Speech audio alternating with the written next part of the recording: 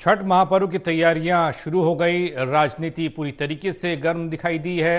राजनीतिक दलों का एक दूसरे पर आरोप प्रत्यारोप का दौर भी चल रहा है। इस बीच दिल्ली सरकार के कैबिनेट मंत्री आतिशी ने सरकार के द्वारा तैयार किए गए छठ घाट का दौरा किया।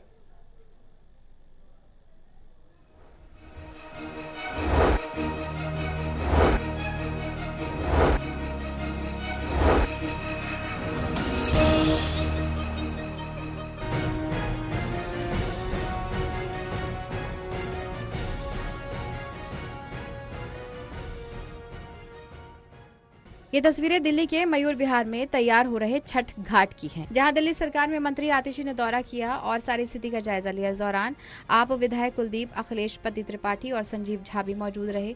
इस मौके पर आतिशी ने कहा कि केजरीवाल सरकार के द्वारा तैयार सभी घाटों पर भव्यता से छठ महापर्व का आयोजन होगा। उन्होंने कहा कि केजरीवाल सरकार के द्वारा सभी घाटों पर तैयारियां लगभग पूरी हैं, ताकि श्रद्धालु भव्यता से इस महापर्व को मना सकें।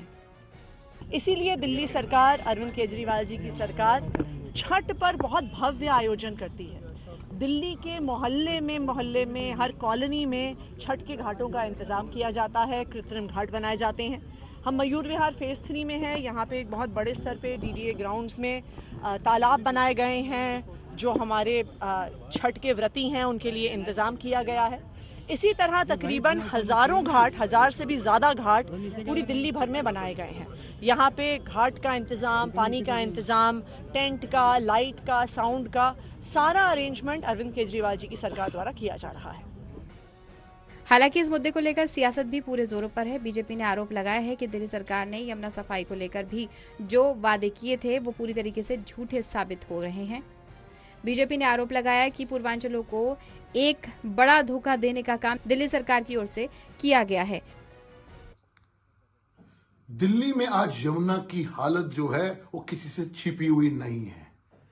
छठ का त्योहार है और मेरे पूर्वांचल भाइयों के साथ एक बार फिर दिल्ली के मुख्यमंत्री अरविंद केजरीवाल ने धोखा किया है।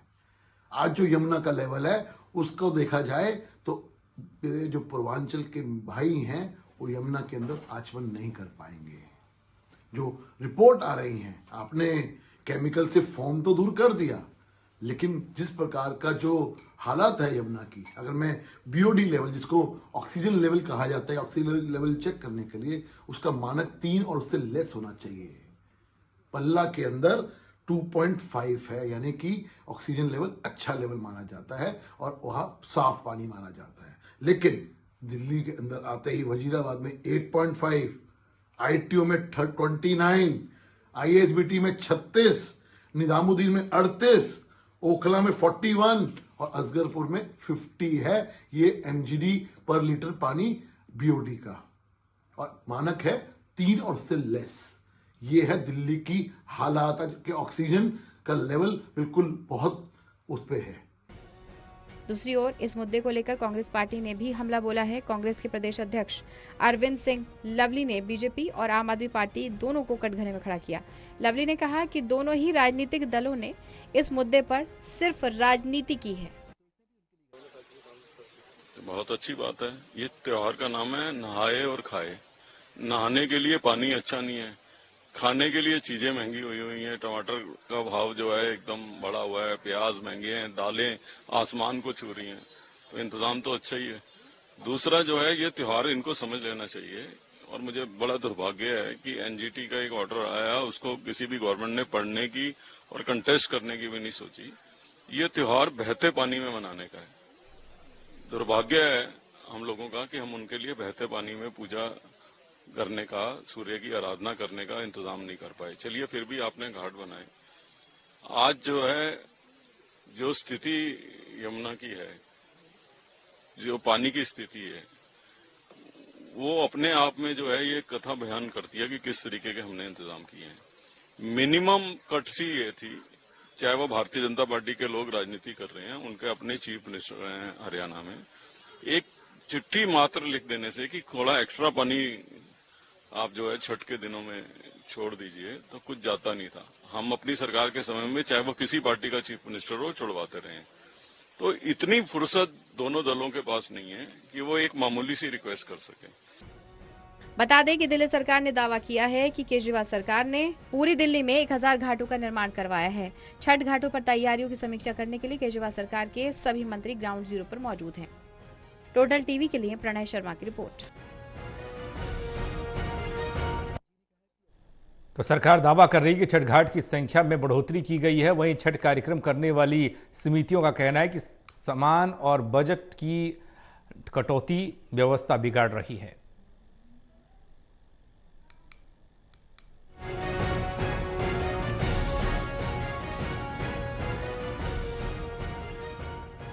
छठ पूजा का त्योहार शुरू हो चुका है।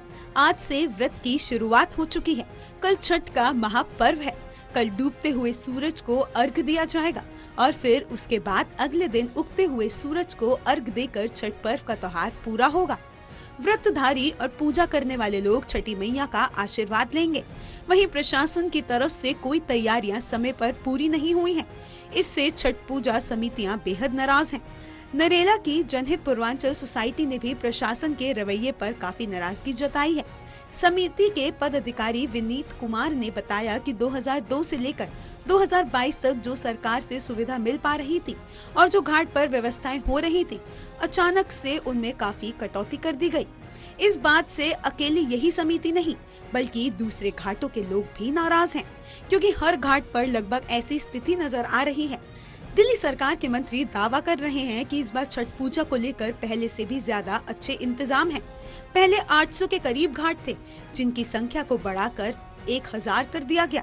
वहीं दूसरी तरफ कार्यक्रम को आयोजित करने वाली समितियां का कहना है कि उन्हें जो सामग्री कई सालों से मिल रही थी, उसमें कटौती कर दी गई है। हम लोग अपने बलबूते पे सिर पीट रहे हैं, यहाँ पे काम करा रहे हैं। प्रशासन से न कोई आता है। एक बार आए और यहाँ पे डायरेक्शन दे करके चले गए। देखिए, जहाँ पे 400 सीलिंग यहाँ पे लगता था, वहाँ पे 100 सीलिंग भेजा गया है। जहाँ पे 125 केवी के 8 जनरेटर लगते थे, वहाँ पे कुल 62 केवी का 1 जनरेटर दिया गया है। 3 गेट के जगह पे 1 गेट दिया गया है। 2000 कुर्सी के जगह पे 500 कुर्सी दिया गया है। कह रहे हैं कि पंडाल में कोई बैरिकेटिंग नहीं होगा। यानी ये देखिए, जो छठ घाट 2002 से 2022 तक जो सामान मिला है, वो बिना बताए किसी कारण के अपने आप काट ली है। प्रशासन दादागिरी कर रही है, सरकार कहीं पे दिख नहीं रही है। अब मात्र एक दिन में तैयारी कैसे पूरी होंगी? हजारों लोगों के रुकने की, पूजा करने की और फिर उसके बाद उगते हुए सूरज को अर्घ देने की व्यवस्था कैसे होगी? सुरक्षा के नजर से भी कई तैयारियां की जाती हैं, जिसमें कटौती की गई तो कई सवाल खड़े होना लाजमी है। लेकिन समिति अभी भी पुरजोर कोशिश कर रही है कि किसी तरीके से इंतजाम पहले की तरह कर दिए जाए, जिससे छठ पर्व में आने वाले श्रद्धालुओं को किसी परेशानी का सामना ना करना पड़े। हर्षित मिश्रा, टोटल न्यूज़, दिल्ली।